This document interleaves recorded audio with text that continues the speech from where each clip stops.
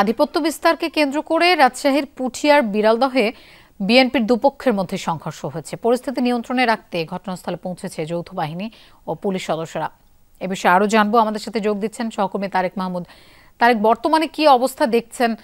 সংঘর্ষের সূত্রপাত কিভাবে হলো? এখন পর্যন্ত আইন শৃঙ্খলা বাহিনীর সদস্যরা এবং যৌথ বাহিনীর সদস্যরা তারা রয়েছেন। পরিস্থিতি এখন শান্ত রয়েছে এবং আমি যতটুকু জানতে পেরেছি যে রাজশাহীর এই বিড়াল দুটে দীর্ঘদিন কিন্তু আধিপত্যকে বিস্তার করে এবং আজকে টিসিবির কার্ডকে কেন্দ্র করে কিন্তু বানেশ্বর ইউনিয়নের ৫ নম্বর ওয়ার্ডের যিনি সদস্য রফিকুল ইসলাম, তাকে এই টিসিবির কার্ড এবং বিধবা ভাতার কার্ড বিষয়ে কিন্তু বিএনপির একটি পক্ষ থেকে কিন্তু তাকে বলা হয় এবং তারপরে ১১টার দিকে এই রাজশাহী বিড়ালদহ মহাসড়কে কিন্তু মাজার এলাকায় বিএনপি নেতা সাবেক উপজেলা চেয়ারম্যান আনারুল ইসলাম জুম্মার সমর্থক রফিকুল ইসলাম তার নিকটে টিসিবির কার্ডের ভাগ চান পুঠিয়া উপজেলার বিএনপির সাবেক সহসভাপতি ইসফা খায়রুল হক শিমুলের কর্মীরা।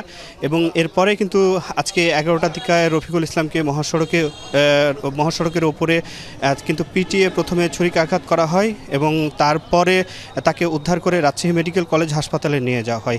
এরপরে বিএনপির দুই গ্রুপের তারা এখানে আসে এবং উত্তেজনাপূর্ণ পরিস্থিতি সৃষ্টি হয়। তারপরে দুই গ্রুপের যে সংঘর্ষ সেটি হয় এবং এরপরে আইনশৃঙ্খলা বাহিনীর সদস্যরা তারা আসেন এবং প্রায় আধা ঘন্টা কিন্তু রাজশাহী ঢাকা যে মহাসড়ক ছিল সেই রাজশাহী ঢাকা মহাসড়ক কিন্তু সেটি অবরুদ্ধ করা হয়। তারপরে হাইওয়ে পুলিশ এসে পুলিশ ঘটনাস্থলে এসে যৌথ বাহিনীর সদস্যরা এসে কিন্তু পরিস্থিতি নিয়ন্ত্রণ করেন এবং এখন পর্যন্ত আমি যতটুকু জানতে পেরেছি প্রায় ৭ থেকে ৮ জন কিন্তু আহত হয়েছেন এই ঘটনায় এবং পুলিশ এবং যৌথ বাহিনীর সদস্যরা ঘটনাস্থলে রয়েছেন। পরিস্থিতি এখন অনেকটাই শান্ত।